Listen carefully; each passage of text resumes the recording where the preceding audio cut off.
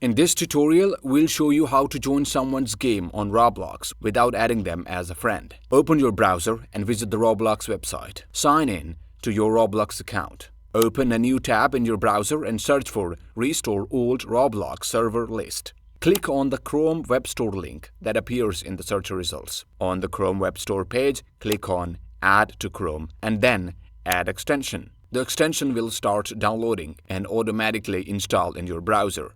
After the extension is installed, refresh your Roblox page. Now if you want to join someone, like a YouTuber or streamer, open their Roblox profile.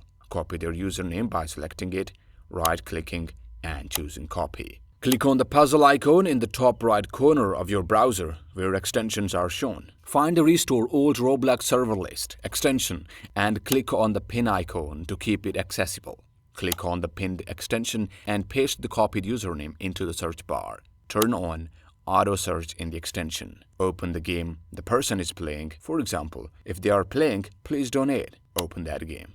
The extension will automatically start searching for the person in the server list. If they are online and playing the game, their profile picture will appear, showing you which server they are in.